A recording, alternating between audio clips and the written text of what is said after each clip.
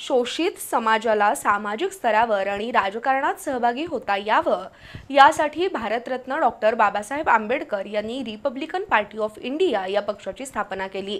या पक्षाच्या माध्यमातून कार्यकर्ते डॉक्टर बाबासाहेब आंबेडकरांचे विचार सक्षमपणे पुढे नेतायत असं प्रतिपादन माजी सामाजिक न्याय राज्यमंत्री अविनाश महातेर यांनी केलं। कागलमध्ये संविधान सन्मान परिषदेत ते बोलत होते।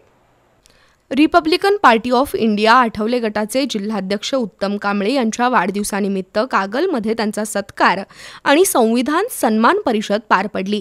अध्यक्षस्थानी माजी सामाजिक न्याय राज्यमंत्री अविनाश महातेर, माजी खासदार संजय मंडलिक, माजी आमदार संजयबाबा घाटगे, प्रसिद्ध कवी, गीतकार, अभिनेते नारायण पुरी यांच्या प्रमुख उपस्थितीत कार्यक्रम झाला। डॉक्टर बाबासाहेब आंबेडकर यांनी रिपब्लिकन पार्टी ऑफ इंडिया या पक्षाची स्थापना केली। या पक्षातून अनेक चांगले कार्यकर्ते निर्माण झाल्याचं माजी राज्यमंत्री अविनाश महातेर यांनी सांगितलं। पक्षाचे अध्यक्ष आणि केंद्रीय मंत्री रामदास आठवले हे डॉक्टर आंबेडकरांचा विचार पुढे नेण्याचं काम करतायत, तर या पक्षाच्या माध्यमातून उत्तम कांबळे समाजातील सर्वसामान्य लोकांना न्याय मिळवून देण्याचं काम करतायत असं महातेर यांनी सांगितलं। दरम्यान गावोगावी संविधान सन्मान परिषद घेणार असल्याचं उत्तम कांबळे यांनी सांगितलं।